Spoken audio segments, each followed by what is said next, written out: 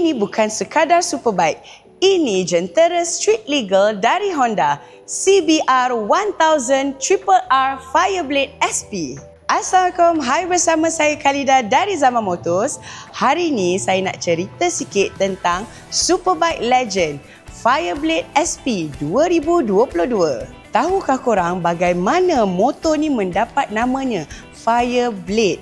Sebenarnya, bila Honda keluarkan motor ni pada tahun 1992, designer dia, Tadao Baba, inginkan kelainan. Dalam bahasa Jepun, maksud asalnya adalah pedang kilat.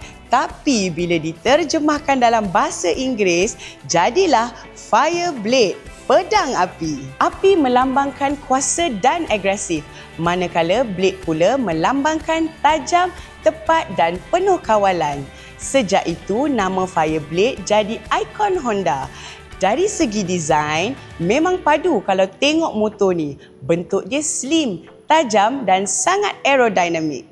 Fairing siap ada winglet kiri dan kanan. Bukan sekadar hiasan, tapi bantu beri downforce. So, bila korang bawa laju, motor ni akan melekat atas jalan.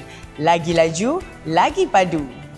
Bahagian depan pula ada headlamp kecil tapi garang. Body line dari depan sampai belakang kemas dan tajam.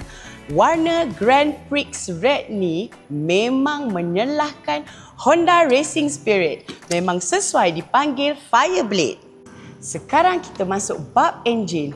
Motor ni guna enjin 1000cc inline 4 dengan kuasa 214 horsepower dan rate line sampai 14,500 RPM.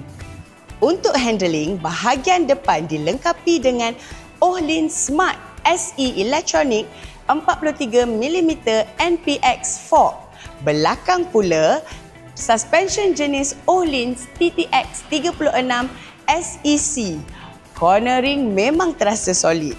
Brake, Brembo Stylema, memang kuat cengkaman dia. Dari segi teknologi, Fireblade ni pun tak ketinggalan. Ada traction control, riding modes, wheelie control, launch control dan macam-macam lagi. Semua ni bagi full control kepada rider masa menunggang. Jadi, kenapa korang kena aim Fireblade ni? Pertama, design dia killer. Performance dia padu. Tambah pula dengan warna merah ni memang menyala. Kedua, nama Fireblade tu dah legend dan penuh heritage. Ketiga, teknologi MotoGP tapi boleh bawa atas jalan raya. Dan terakhir sekali, reliability Honda memang terbukti. Kesimpulannya, motor ni bukan sahaja laju tapi tahan lasak dan bergaya. Honda CBR 1000 RRR Fireblade SP ni simbol kuasa, gaya dan prestige. So, mesti korang nak dengar bunyi dia kan? Jom saya belanja.